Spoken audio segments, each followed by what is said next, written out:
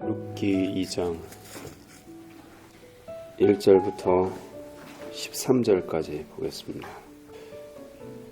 1장에서는 룻의 믿음을 보았다면 2장에서는 그 룻의 믿음에 상응하는 하나님의 은혜, 하나님의 보응을 그리고 있습니다.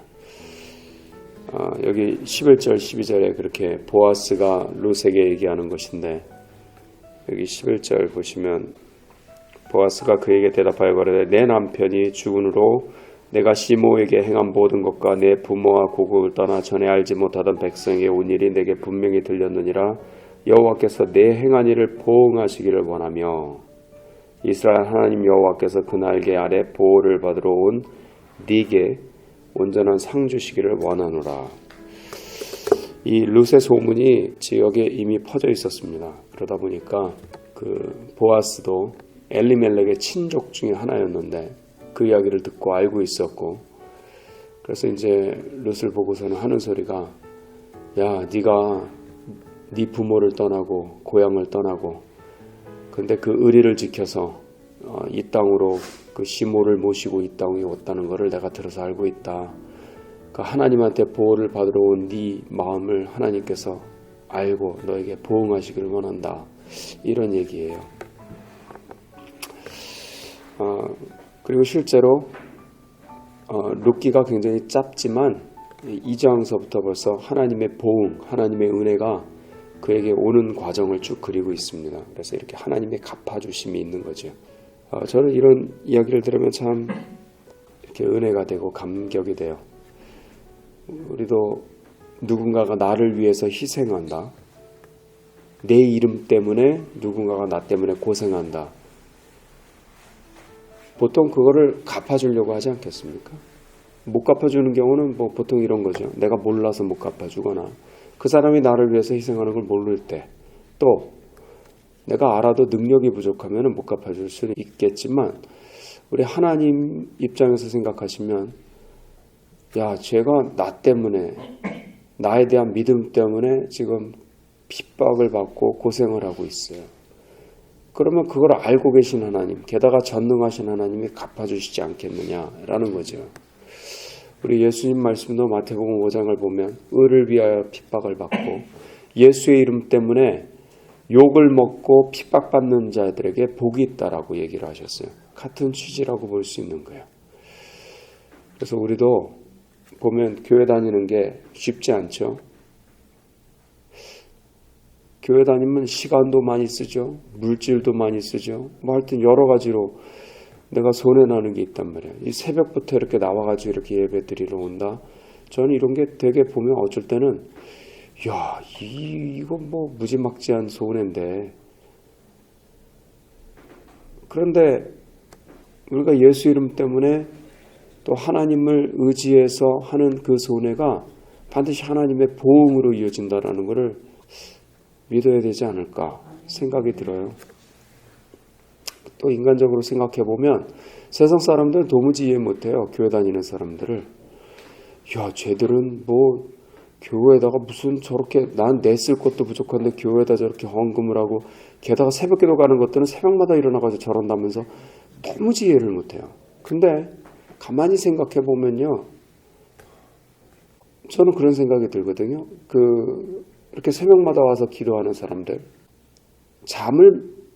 이게 뭐 하루 이틀 할 때는 잠을 줄여가지고 올 수 있을지 모르지만 계속은 못하지 않습니까? 그러니까 이렇게 하려면은 저녁 때 일찍 자게 되고, 그러니까 인생을 구조조정하지 않으면 새벽 기도를 할 수가 없단 말이에요. 근데 이제 세상 보통 사람들은 생각할 때 교회 다니는 사람이 여러 가지로 손해를 본다고 생각하지만, 제가 이렇게 보면 무슨 생각이 드냐면, 저 사람들은 속이 답답하니까 속을 풀기 위해서 술을 먹어야 되지, 담배를 피워야 되지, 또 유흥을 해야 되지, 이런 거를 하면 따지는 걸 보면요, 훨씬 더 물질을 많이 투자를 해요. 훨씬 더 시간 투자가 있어요. 우리는 그런 거 안 해도 속이 풀려 있는데, 즐거운데 그렇게까지 스트레스가 안 돼요. 인생 사는데 그냥 주여 하고 한 번 울고 끝나. 그러면 끝인데 얘네들은 그걸 달랠 길이 없는 거예요. 그러니까 이게 힘든 거예요. 그래서 딱 가만 보면 1차적으로는 저 사람들은 저렇게 꼭 어딘가 기어가가지고 뭘 봐야 속이 풀리나? 저렇게 돈을 써야 저렇게, 나는 그러지 않아도 그냥 괜찮은데 이런 생각이 들고, 그러니까 훨씬 손해가 좀 덜한 것도 있고. 근데 그 정도의 역사라면 사실 예수 어쩌면은 믿는 게 별 의미가 없을 수도 있을지 몰라요.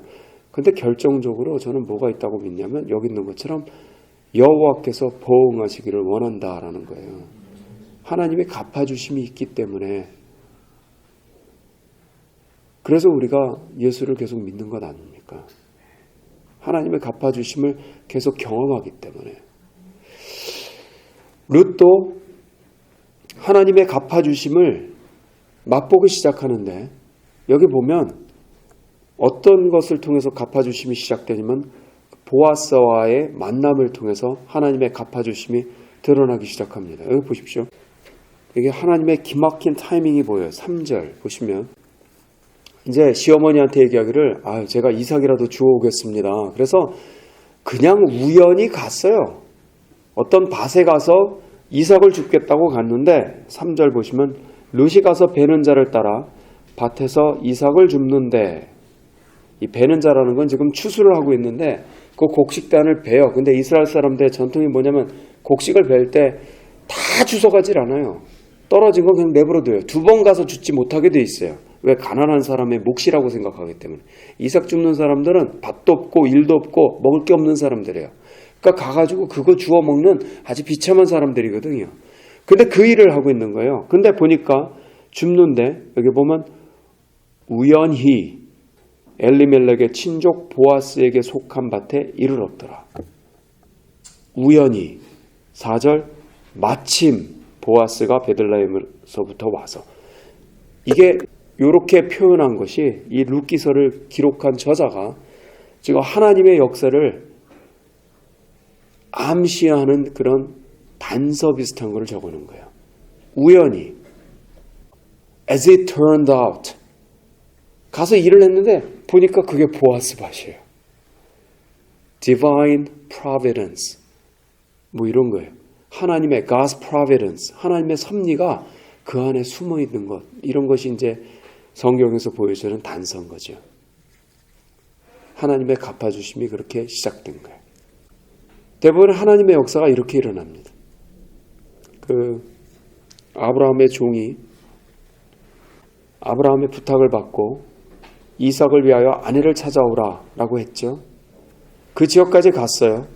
가서 하나님한테 기도를 해요.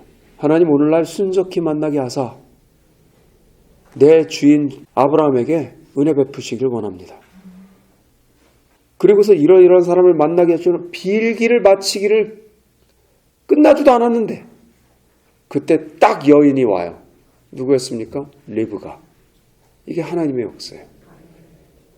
하나님은 타이밍을 조정하시고 정확하게 그 시대에 딱 만나야 될 거를 만나게 하시는 거예요. 응답이 그렇게 오는 거예요. 그러니까 이거는 사람이 설명하기가 어려운 겁니다. 그러니까 에스더서도 보면 에스더서에서 하만이가 모르드게를 미워하고 모르드게뿐만 아니라 유다 민족 전체를 말살할 계획을 세웠죠.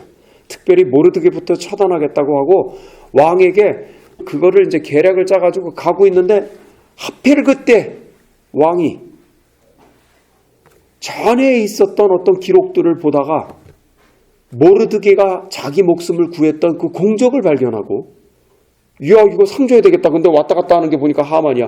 야, 만약에 너 이렇게 귀한이라는 사람이 있으면 어떡하겠냐.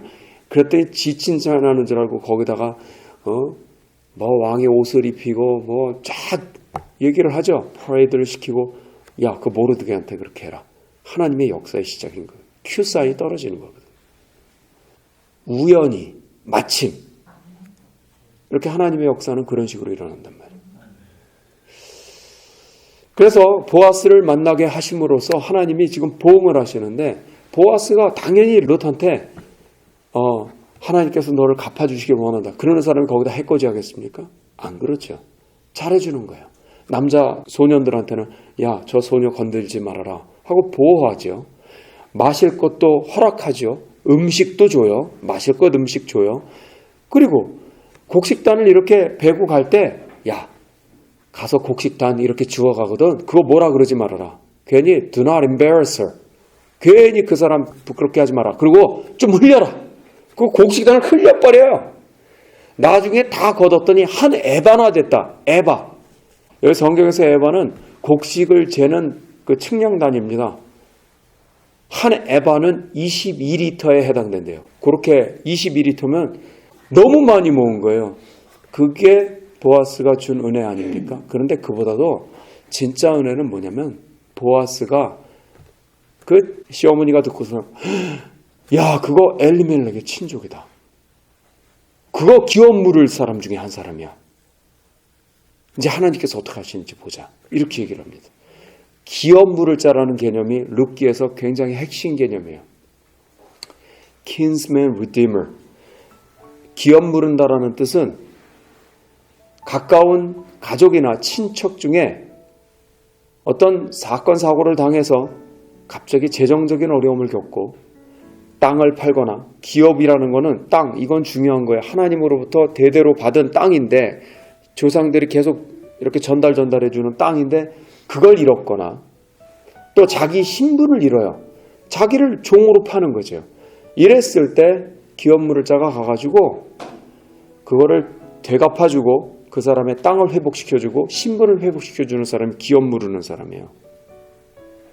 근데 그것뿐만 아니라 피해 보수자, 가까운 친척인데 억울하게 누군가에게 살인을 당했으면 피해 보수, 어벤저, 가서 피를 갚아.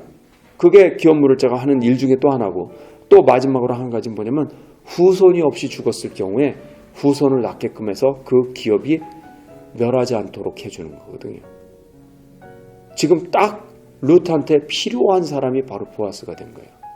그리고 알다시피 나중에 결국은 보아스가 기업 물을자가 돼서 룻과 결혼하고 애를 낳은 게 오벳이고, 오벳은 이새를 낳고 이새는 다윗을 낳게 됐다 이 말이죠. 그러니까 보아스가 은혜를 준 사람이기도 하지만 보아스 자체가 하나님의 응답이요 하나님의 은혜였던 거예요. 저희도 오늘 하나님께서 은혜를 베푸실 때 우연히 마침 필요한 사람을 하나님이 만나게 하심으로써 저희를 도와주실 줄을 믿습니다. 그런데 그거 이전에 더 중요한 게 뭐냐면 내가 필요한 사람을 만나려면요 진짜 그 kinsman redeemer, 기업 물을 자, 구속자, redeem, 구속자가 누구시냐면 예수님이에요. 내가 예수님을 만나야 오늘 아침에 나와서 다 예수님 만나려고 나온 거잖아요. 예수의 영을 통해서, 성령을 통해서 예수님을 만날 때 예수님은 지금 이 땅에 계시지 않잖아요. 다스리고 계시지만 하나님 우편에 앉아 계시고 영으로서 우리에게 함께 지금 만나고 계신데 그러면 나를 실질적으로 갚아줄 사람들은 누구냐면 사람의 관계를 통해서 갚아주세요. 내가 근데 사람을 가가지고 저 사람한테 내 기업을 물러주시오. 안 물러줘요. 누가 물러줍니까? 절대 물러줄 수가 없어요. 근데 내가 예수님을 만나면 이분이 나의 기업 물을 자가 되시기 때문에 사람 간의 축복된 만남을 허락하신단 말이에요. 그러니까 바보들 같이 사람을 가가지고 나를 도와달라고 그렇게 하지 않으셔도 그렇게 하시면 별로 도움이 안 돼요. 내가 예수님을 자꾸 만나면 저절로 그분이 나의 구속자이기 때문에 우리는 사실 룻보다도 더 비참한 상황일 수도 있어요. 우리는 죄의 종 노릇하고 신분이 벌써 묶여 있었단 말이에요. 다 쫄딱 망했단 말이에요. 그런데 예수님이 오셔서 나를 구속하셔서 기업을 물러주신 거거든요. 그러니까 그 기업 물을 자를 예수님을 자꾸 만나면 이 땅에서 축복된 관계가 다시금 형성된단 말이죠. 오늘도 그런 하루가 되기를 축복합니다. 자꾸 주를 부르십시오. 성령을 만나십시오. 그렇게 할수록 축복된 만남이 연결된다는 것을 기억하세요. 그게 안 되면 내가 사람 간에 그냥 만나봐야 다 손해나는 거예요. 잘 안 되는 거예요. 그래서 오늘 아침에 주를 찾으심으로써 축복된 하루가 되기를 축복합니다. 같이 기도합시다.